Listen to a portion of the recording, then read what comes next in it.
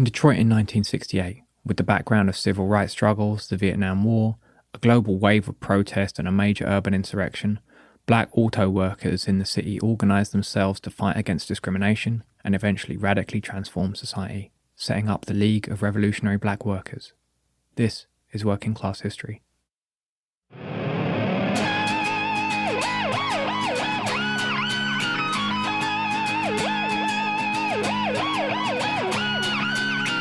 This is a union town, all down the line. This is a union town, all down the line. Before we get started, just a reminder that our podcast is only possible because of support from our listeners on Patreon.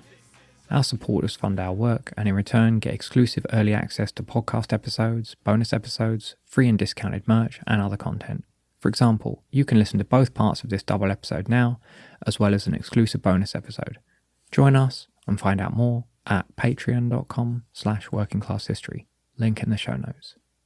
These episodes are a re-edited, partially re-recorded and improved version of our episode 12, with additional tape from other members of the League of Revolutionary Black Workers, and a new narrative format to tell the story in a more cohesive way. We will gradually be working through all of our old episodes to improve them and release them in this new improved format. We moved this one up the queue to re-release earlier than planned because of the sad passing of our friend Dan Georgakas, who we spoke to for these episodes, at the age of 83 in November 2021. So whether you listened to episode 12 already or not, we hope you enjoy these episodes. So you move into the 1940s, now you have this here, the whole World War II is breaking out. And that's when I arrived on the scene in 1943. I'm in Detroit, I'm 4 years old then.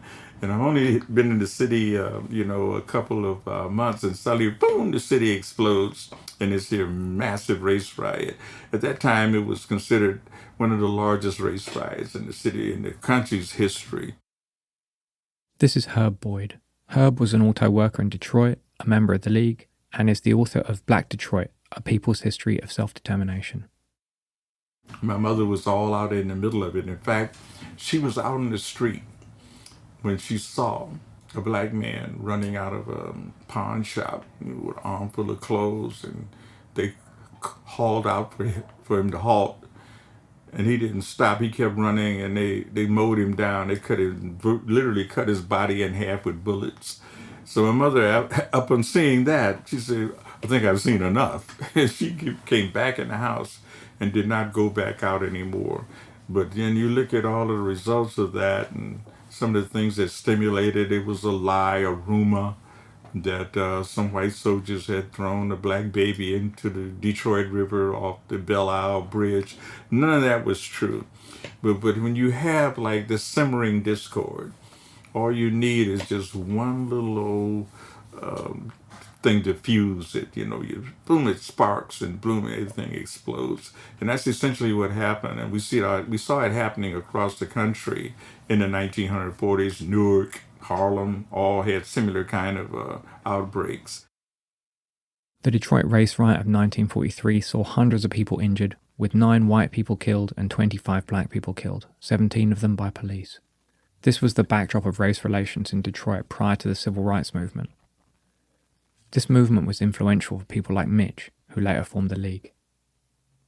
This next audio clip was recorded at a meeting held by the Bristol Radical History Group in 2011, which we used some other clips from as well. My name is Mitch, and I kind of came into my awareness as far as something being wrong socially. I might have been, as best I remember, 7, 8 years old.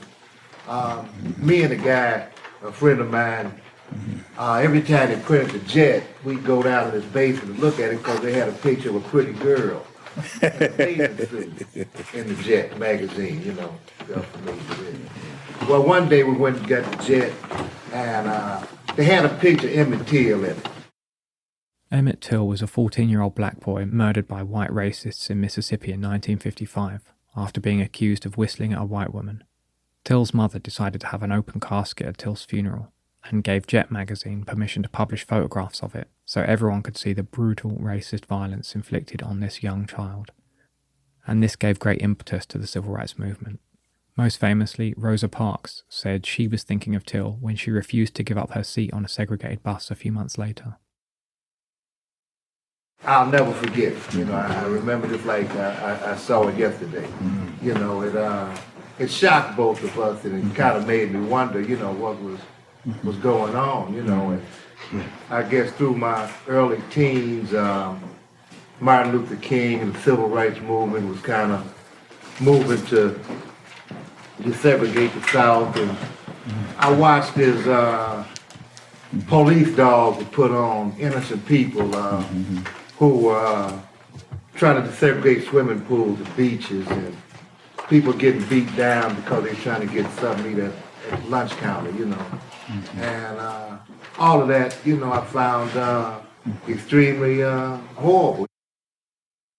Detroit in 1968 was the center of the US auto industry, and there was a long history of worker organizing and radicalism in the city. The League is obviously part of the upsurge of the 1960s. So a lot of the social and political problems that people are familiar with about the Black experience in America apply to Detroit in ACEs. This is Dan Georgakas. Dan was born in Detroit and was friends with many leading members of the League of Revolutionary Black Workers. Dan was so close to the group that when people kept asking them to write a history of their organization, members of the group asked Dan to do so instead. So alongside Marvin Sirkin, Dan co-authored Detroit I Do Mind Dying, A Study in Urban Revolution, which is an excellent history of the League, highly recommended, and available on the link in the show notes. First is Detroit was a proletarian city. People don't use that word anymore, but in fact, most people in Detroit were auto workers or worked in something connected to the automobile industry, so that it wasn't like New York or even Chicago. And it had a history of a very militant union. After the war, when they had a vote as to who would be the leadership, it was, you're going to vote for the socialists or the communists. I mean, that was the attitude. Doesn't mean the members were communists and socialists. The boss is the enemy. And so who's going to help us knock off the enemy or hold them down, improve conditions, et cetera, et cetera. So that's the atmosphere. Like when I grew up, I'd get up in the morning, certain hour, people, you see them getting their lunch buckets down, they're going down to the bus stop. They took the bus to the factory because it was quicker, cheaper than driving your car. But they had a car. And the black workers were in a strange situation. In one way, they were exactly like the white workers, that if you were working in a plant, you got fairly good wages, you got all the benefits the others got, and you could think of buying a house, and people did, and sometimes they had a cottage. Sometimes there was a couple of places upstate New York where, like, for vacations where you go for a week or so, in the same way the whites had. And so there was that parallel. And then, of course, there were some very, very poor blacks who weren't in that situation. And, of course, there were the problems of segregation in terms of housing for the most part and other services. So there was one commonality and one difference. Housing segregation was rampant in Detroit, like many other northern cities. But Detroit was even more extreme than most, with a wall constructed in 1941 called the 8 Mile Wall to keep black residents away from their white neighbours. Even today, Detroit remains the most segregated city in the United States. Black workers had always been part of the working class movement in Detroit, despite attempts by some employers and even unions to keep them out. And in the 1940s, there were numerous industrial disputes where white workers shut down or slowed down production, not to win any improvements to pay or conditions, but to protest against the hiring or promotion of black workers. We can see then as the growing union movement and some of the tension even in the union movement for for the rank and file, the lack of promotions and leadership roles for the African American worker. And that creates some tension there. But after a while, you have individuals there who are just absolutely steadfast, in their determination to make sure that we carve out a niche here. People like Coleman Young, for example, he's coming in, after serving in World War II. He comes back, he gets a job at the Ford Motor Company. He's attacked by Harry Bennett. There's these goon squad that's working for Henry Ford, trying to destroy the union efforts at that time. And Bill Coleman picked up a pipe and went upside his head. So that was the end of his career at the Ford Motor Company. And it pushed him into a whole nother thing in terms of the TULC, the Trade Union Labor Council. Again, we're talking about the black worker not able to exercise any kind of a power and assert themselves within the larger movement, begin to create their own, offshoots and their kind of derivative forms of the union. TULC is one. And you have individuals there that I talk about in the book, the Sheldon Tapps, the Chris Alstons, the Mark, the Battle Buddy Battle, and all of these individuals who very much formidable fighters, for labor representation. And then after that, you move into the whole civil rights period when Dr. King arrives in Detroit in 1963. See, that's another thing that's important, is that everybody talk about, what happened with the Great March on Washington in August of 1963. But before that, they had a dry run, a dress rehearsal, so to speak, in Detroit. And people like Reverend C.L. Franklin and Benjamin McFall, James Del Rio, were some of the important leaders, and then some of our civic leaders at that time in Detroit, who were instrumental in inducing Dr. King to come to Detroit. And the purpose was as a fundraiser. And he spoke at the Cobo Arena, and the speech that he delivered there would be similar to the speech that he delivered in Washington, the I Have a Dream speech. And of course, with Dr. King, we have to understand that by 1967, 68, he was moving in a far, far more militant, radical way than the kind of stuff he was talking about generally with the civil rights movement. The real Martin Luther King Jr. was very different to the sanitized, whitewashed version presented nowadays by the establishment. For example, as I'm writing this narrative, it's MLK Day in the US, and the FBI has just tweeted a commemorative quotation from this mythical MLK. But the real MLK, who was criticizing capitalism and imperialism, who didn't condemn violent rioters but instead condemned white moderates, the FBI had him under constant surveillance and even wrote him a letter trying to blackmail him into suicide. Anyway, back in Detroit in the early to mid-1960s, groups of workers and radicals in the city were meeting and developing both organizing strategies and revolutionary theory. These included Uhuru, a black socialist group, which contained most of the people who'd become the core central group of the League, as well as the Facing Reality group, who were in contact with and heavily influenced by Trinidadian Marxist C.L.R. James, and included Detroit auto workers Martin Glaberman and Jimmy Boggs, as well as veteran activist Grace Lee Boggs, who was married to Jimmy. In that period, 1960 to 1968, when the League started, I got to know on a personal basis, sometimes working politically, with the 5 of the 6 major leaders of the League of Revolutionary Black Workers. Got to know Ken Cockrell, who was, I think, one of the most brilliant people I've ever met. He did not suffer fools gladly, but wonderful speaker in public. Oh, he could talk, and he always was logical and so forth. I got to know him fairly well. And then there were others like Charlie Johnson was involved in, Luke Tripp, who was very radical at that time. 1964, these guys went to Cuba, and they were part of the first unofficial trip to Cuba. The people have talked about it, and some others took Marxist study groups with Glaberman, and they were involved in various activities. I mean, they were always trying to do something. At one time, we had an integrated group called the Negro Action Committee, in which you'd just sit down at a bank. Then they went into a group called Uhuru. General Baker, that's a given name, as he informed the House Un-American Activities Committee, The House Un-American Activities Committee, or HUAC, was a congressional committee to investigate subversion, often associated with anti-communist Senator Joseph McCarthy, although McCarthy himself wasn't actually on the committee.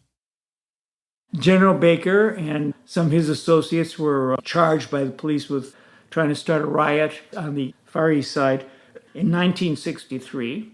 There was a lot of discussion about the RAM organization, the Revolutionary Armed Movement, which was the Roger Williams counter to King, that we were nonviolent except we're armed. And the government was persecuting him and so forth. And he ended up going to Cuba and China and all the rest of it. So there was all that going on, you know. So the group that studied Marxism was very taken by Lenin's description of the role of newspapers. And John Watson said, we can make a newspaper which will help us change the world. You know, this is one of the legacies of the League. It thought big. Robert F. Williams was an extremely important, but now not very well known, black civil rights activist who advocated armed self-defense. And Lenin mentioned here is Russian communist leader Vladimir Lenin, who argued that newspapers played a central role in revolutionary organizing. A key event in the birth of the League itself was what is generally referred to as the 1967 Detroit riot. First of all, the League people and people in Detroit in general called it the Great Rebellion. They did not call it a riot. And they were very careful to say there's a race riot, which happened in 1943, in which blacks and whites fought each other gladly. Whereas the rebellion in 67 was mainly against property. And the things that were attacked were stores. And there was integrated looting. And in fact, more whites were arrested for shooting at the police than blacks. That doesn't mean it was a white riot, but I mean, it was the complexion of it was completely different than in 43. And so they call it the Great Rebellion. And I always call it the Great Rebellion. People say, oh, it's controversial. I said, it's not controversial. It's the Great Rebellion. It's what it was. But of course, you're not going to overthrow the government with a rebellion. And so that's when they launched their newspaper. So to that degree, when people say, oh, the events of 67 generated this radical movement, yes and no. The average black worker now was listening, looking for some solution, but these other guys had been working for 10 years trying to find that solution. General Baker, a worker at Dodge main assembly plant in Hamtramck, was one of the founders of the Dodge Revolutionary Union Movement, or DRUM, which was the first workplace group which ended up forming part of the League. He passed away in 2014 at the age of 72. He also took part in the talk put on by the Bristol Radical History Group, where he recounted the group's formation. I think the important thing for us was that we learned from the Detroit Rebellion, and I keep saying that over and over again because that's the main lesson we got. When the Detroit Rebellion took place, and the National Guard and the 101st Airborne was sent in, and they imposed curfew. If you got sick, you couldn't go to the doctor. If you got hungry, you couldn't get no food. But if you had a badge from Chrysler, Ford, or General Motors, you could get through the police line, the National Guard line, the Army line, all of them to take your butt to work. You know, so the fundamental conclusion we draw from that was that the only place in this society that black people had any value was at a point of production. And that's why after the rebellion, we turned all our efforts into organizing inside the plants. And believe it or not, like an accident in history, 1 year from that time, DRUM was born. One of those people working in the plants was Herb. When I worked at Dodge, man, I was called a swing man. When someone didn't show up to do their job, I did it. So consequently, John, I was all over that 5 floors of that factory. You know, whether it was like, you know, jockeying cars, that's when it's the last part of it, when you push the assembled or half assembled car onto a line, and then you go downstairs and you pull it off the line. So I put it online and took it offline, or I was an assembler where you jump in a car, A whole line of cars are going past. At that time, I think the speed was like 73 cars an hour. So it was absolutely, you had to jump in there and you had 9 screws to put in before they go down to the other floor. So if you get in the hole, maybe the steward or the foreman would jump in and help you out and get the other 2 screws before you go go downstairs. So when I first started on it, I stayed in the hole. I said, I can get these screws in here by the time you get there. So after a while, though, able to learn that job. As soon as I learned that, somebody else didn't show up in the wet deck. I had to go down there for about 3 weeks. Then I'm have a buffer taking the primer off of these cars and throwing all kind of filaments into my skin, and it really messed me up quite a bit. So that was the most hazardous job that I had, that was working on the wet deck. Others were, being an assembler, that was okay. It was not at all. It's just a matter of speed. And one of the concerns that the drum would have was like to slow down that production line. And bring in more people to work, but we didn't understand very well. If you know the history of the assembly line and the Ford Motor Company there, and the consequences that it had on the workplace, then you can understand some of the issues that we faced there at that time. As any of you who have done it will know, assembly line work is tough, both physically and psychologically. To increase efficiency, machines are used for everything they can do, and humans are used for anything which machines can't do yet for the same price.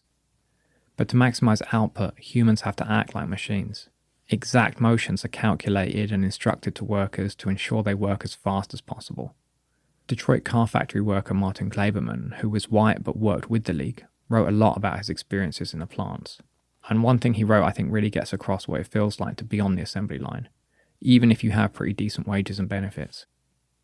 Quote, "Consider these 2 units of time, 36 seconds, the rest of your life. The job that takes 36 seconds to do, that you're going to do for the rest of your life.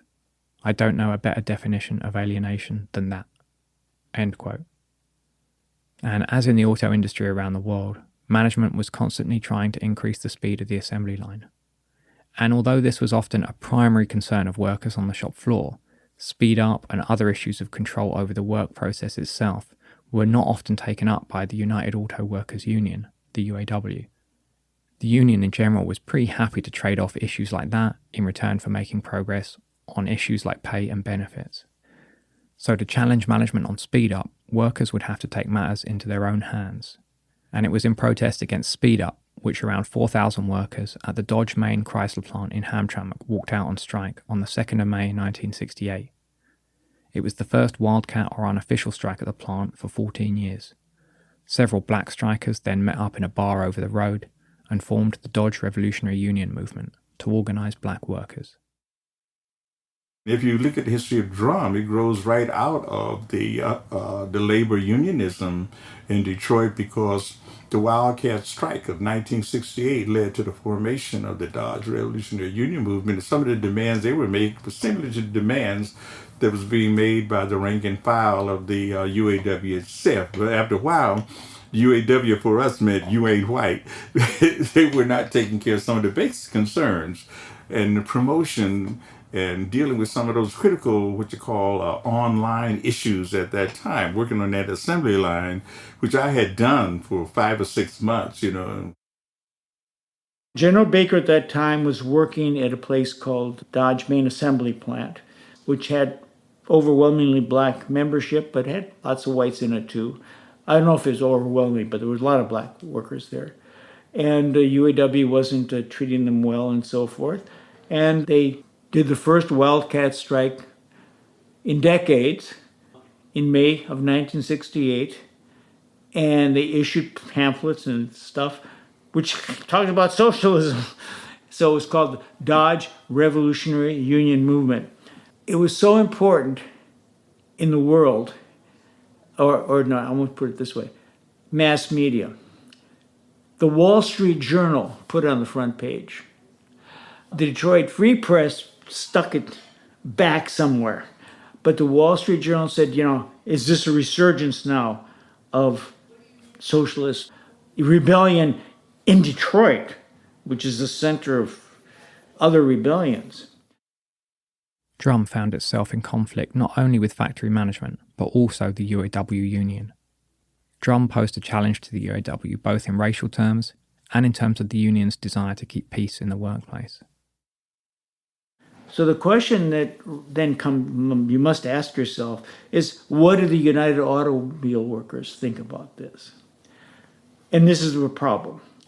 The UAW, beginning in the 50s and continuing, had entered into what I call peaceful coexistence with capital.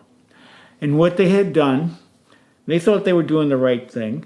They were trading off wage increases, and they're trading off control of the shop floor for pensions and health benefits and other things. And we're not going on strike. And the amount of injuries and problems increased. The assembly lines went faster. Compulsory overtime came through. Whenever there was a blip in the economy, there was a give back. And it fell heavier on black workers because they were usually they must have been hired during World War II, but even so, they didn't have the seniority. Seniority is a system which gives preferential treatment to employees depending on how long they've been with an employer.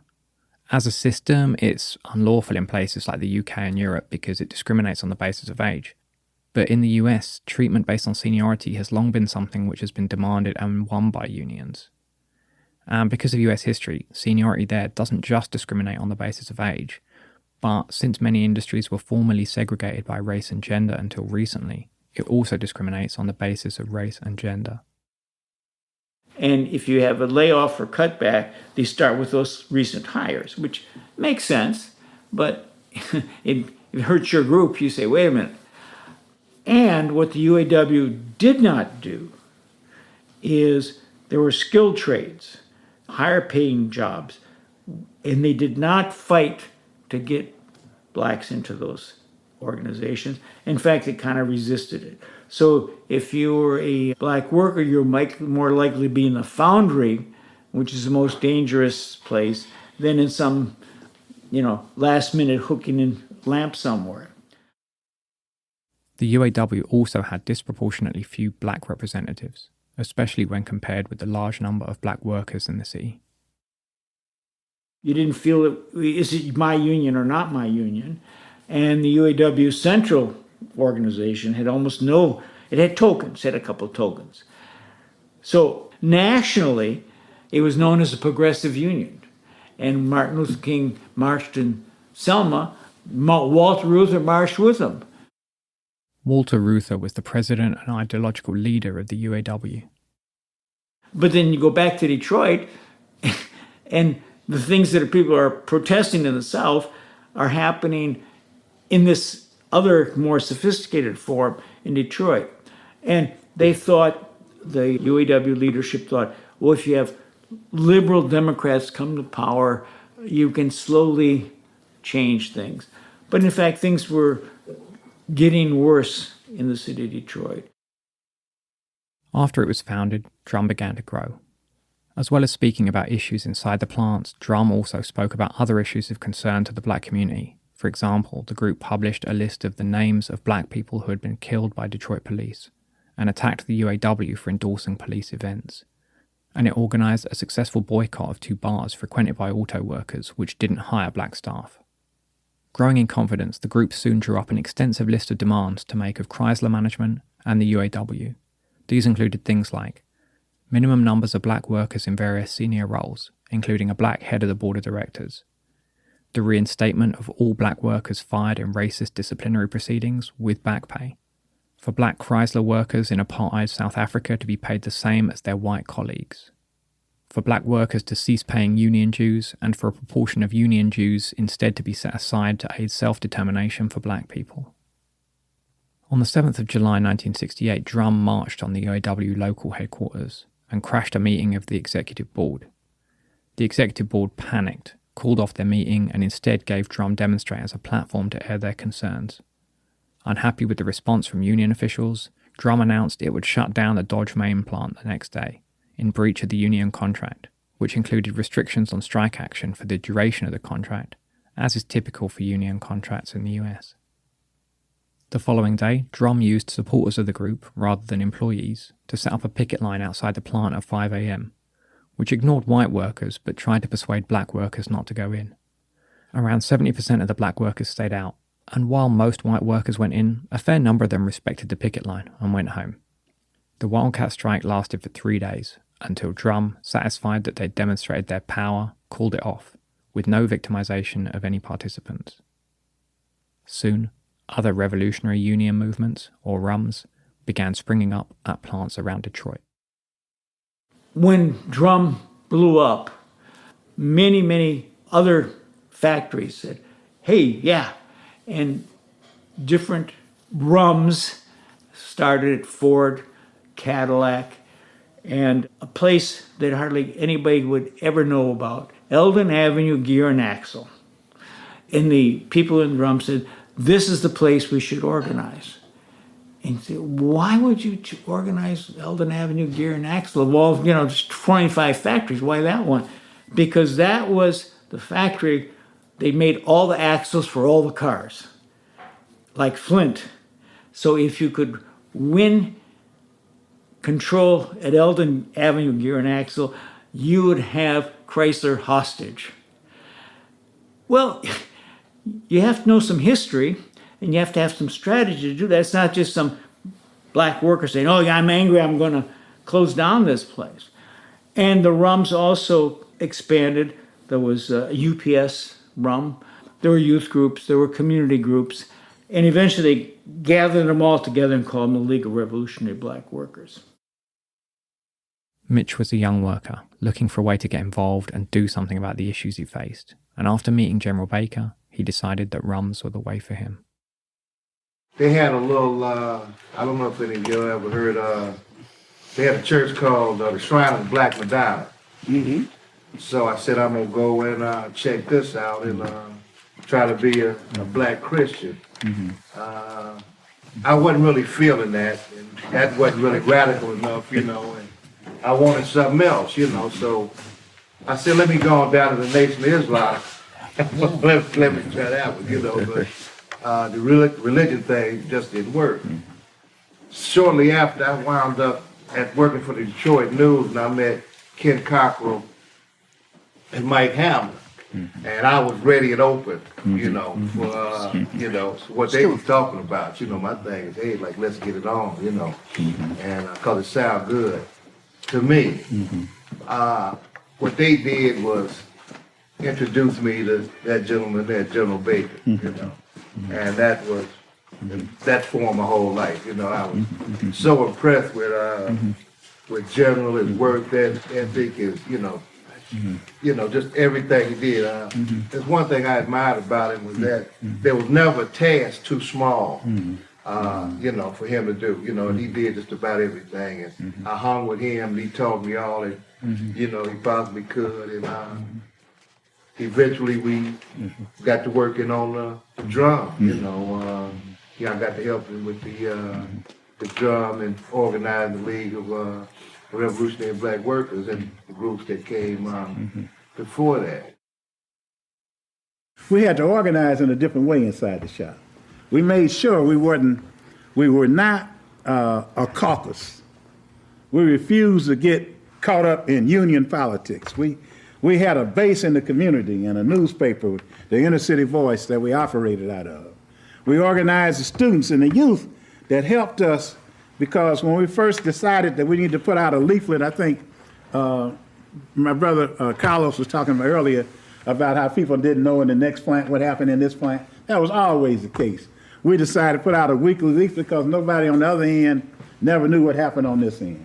And the only way to close the gap was to print out a weekly newsletter, let people up to date on what happened. In order to do that, when we got ready to go out and do it, security would come out and take pictures of our guys. So that's when the young students, high school students, Waistline right there, now I think it was, 14 to 15 years old, they came forward and said, look, let us come out and pass out. We picked them up every Tuesday morning at 5 o'clock in the morning and took them to the plants, and they passed out the leaflets. They said they can't fire me because I ain't got a job there yet. Darryl Waistline Mitchell was one of those young people who got involved to help the factory groups. I got involved at 15. The league represented this center of energy that fought for a good cause, as I understood things at 14 and 15 years old. See, and that's not too young to be involved in the movement. We forget that youth always play a role in revolutionary movements. Most of George Washington's army was made up of 13, 14, and 15-year-old kids. We forget that. At its peak, the Black Student United Front had roughly 17 to 21 organizations in different schools. The youngest person to walk up and ask to join was 9 years old. Right. Warren still has his application. Right? And when he was asked, well, why you want to join? Because he wanted to fight for the right things. He was 9 years old, right? And all of us understood our role because we're talking about a different kind of society back then, right? We talk about a society where you grew up, where you were oriented to go into the factory system. So it was natural for us to understand what was taking place inside of the factories because that was our orientation. There's a couple of things, if you go online, you can read about the league, and I've read different points of views over the years about its ups, downs, the reasons for its demise. What is not talked about is that the league invested an inordinate amount of time in education as a singular function, an inordinate amount of time, financially, down to organizing babysitting classes and tours so that the women had opportunity to become educated. Women played an extraordinary role in the league, including within the student component, because the core of organizers were, in fact, young girls. That's right. 13, 14, 15, who went on to become this force that opened a union to women in the 70s and 80s. You know, these women who took part in that struggle came from somewhere, you know, and they were part of this youth, well, what we call a student, but it was more youth and student movement. My biggest disappointment in terms of producing these episodes is that I was unable to interview any women who were involved in the group. We were able to make contact with a couple of former women members, but unfortunately we weren't able to carry out any interviews. But we will learn more about the central role played by women in the group later on. Now, the media being produced by Drum and the League was being well received by workers in the city, which started causing major concern for the employers. So anyway, we grew up having to rely on these students to help us do this, you know. We had some expertise around newspaper printing. We had access to a mimeograph machine, paper and ink. So when we began to organize inside the shop, those are the tools that we used. When we struck the Dodge main plant and the Chrysler management decided to declare the Dodge strike extra legal instead of illegal because they didn't know how to deal with it. They had already taken Al Dunmore, who was the editor of the Michigan Chronicle, which is the biggest black local newspaper, and gave him a job ahead of community affairs for Chrysler. And Al told us when Lynn Townsend called him in the room, the first thing he did was show him a copy of the drum paper and said, I need you to help us deal with this. You know, so it had shook, you know, the company to it, you know, to its roots. So anyway, it was those kind of struggles that we did that forced us to organize in a certain way. We had to organize everything else in the plant. In addition to organising inside the plants, the League of Revolutionary Black Workers also organised its own cultural and fun activities to really build a countercultural base in the community. But we organized, in the body shop alone, they had 2,000 people. We had 6 softball teams. We had our own basketball league. We organized International Black Appeal, and we had our own league. We used to play other teams from other plants there. So we had to use the sports network as an organizational tool. So we had to use everything in the plant that we could get our hands on, but not the traditional stuff. By traditional stuff, General Baker is referring to typical industrial tactics of socialist and communist political parties and groups. So these tactics are normally to get involved in some rank and file organisation on the shop floor, but also to try and take over official roles within the union, either by election or appointment or what have you. The League, by contrast, focused almost entirely on rank and file organisation, until one day they gave union officialdom a go. After we closed the plant down, we still didn't believe in running for union office. And finally, a trustee at Dodge Main died, and we decided, well, maybe we should run for this position since it's open. So we had Ron Marsh and Chuck Wooten. We just lost Chuck Wooten last month. He just died from brain cancer. But they flipped a coin to see who would run, because that shows you what we cared about a damn union office. And Ron Marsh won the flip. We ran him for trustee. After the original election, Ron came out ahead of everybody else, and that's when the Hamtramck Police Department came to the back of the plant and began to attack the workers. Now, let me tell you a couple of things about the plant to get the picture of this.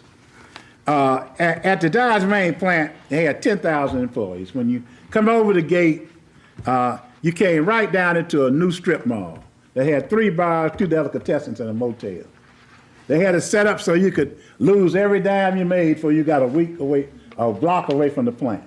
On Friday night, they would bring a Brinks truck out that had 3 pay cashing windows in the Brinks truck. So on Thursday pay night on afternoon shift, it looked like Belle Isle in one of the parks, because all the wives would come out and try to get the check before the husband spent it. So they come out on Thursday nights and they get the money and the checks. And that's the way life was. But we had a group of people that stayed in the alley, at least 200 people, that used to work 8 hours and drink another 8, And those people that stayed in the alley and drank another 8, that became our base. We could always get there and rally 200 people. Anyway, the police decided, after Ron came in first in that election, to go in the alley and start beating everybody in the alley. And they attacked everybody. And we didn't know why that happened. And come to find out that in the city of Hamtramck, they had the 3 Polish trustees. And, Hamtramck was a Polish stronghold. Mm-hmm. And we found out that when the police department and fire department or the city got in the hole, the union would lend them money out of the union accounts to bail out the police department and the fire department in Hamtramck. And they knew damn well if we got one black guy elected as trustee, that shit was over. And that's when we came up with the slogan, we finally got the news. Our dues are being used. But by that time, we've been beat and arrested and everything else. Finally got the news then became the name of a video documentary made about the League. Dan explains how the election ended after the police waded in and attacked everyone. At Dodge, the UAW, the auto worker machine, they weren't doing very much. And so they ran this slate against them. And again, I recommend my book. I go into details about this, because there's a lot of details. But in fact, they won the election, it seems. And then the police came to the Union Hall and took away the ballot boxes. And then when they came back and counted again, they lost. And there were several incidents like that, which clearly the UAW was working with the police to keep these guys from coming to power.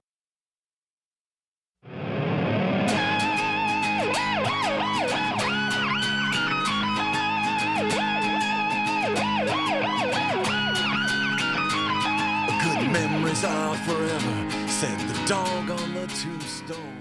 That's all we've got time for in this episode.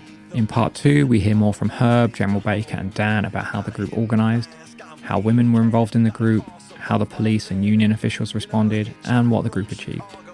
Our Patreon supporters can listen to that now, as well as an exclusive bonus episode with more audio from our conversation with Herb Boyd. For everyone else, part 2 will be out in the next couple of weeks. It's only support from you, our listeners, which allows us to make these podcasts. So if you appreciate our work, please do think about joining us at patreon.com/workingclasshistory, link in the show notes. In return for your support, you get early access to content, as well as exclusive bonus content, discounted merch, and much more. If you can't spare the cash, absolutely no problem. please just tell your friends about this podcast. And if you have a Spotify account, Spotify now lets you review podcasts. So we'd really appreciate it if you take a second to give us a 5-star review. If you want to learn more about the League, we strongly recommend getting hold of Dan and Marvin's book, Detroit, I Do Mind Dying. You can also get Herb's book, Black Detroit, to learn more about Detroit's black history. Links to get both of these from an independent bookstore in the show notes. As always, we've got sources, links to more info, photos, transcripts, further reading and more on the webpage for this episode, link in the show notes as well. Thanks again to all of our existing Patreon supporters for making this podcast possible. Special thanks to Connor Canazzi, Shay, James, Ariel Joya, Stone Lawson and Fernando Lopez Ojeda. Music used in these episodes is Uniontown, performed by the Night Watchman Tom Morello. You can buy it or stream it on the link in the show notes. Thanks to the Bristol Radical History Group for use of the audio clips from their meeting. And finally, thanks to you for listening. This episode was edited by Jesse French. Catch you next time. And you can't get it where you're at, but you can sure get it here. So come rain or sleet or dark or night, come wind or frigid snow, there's 100,000 in the streets, and that number's gonna grow. And when we put the governor on trial,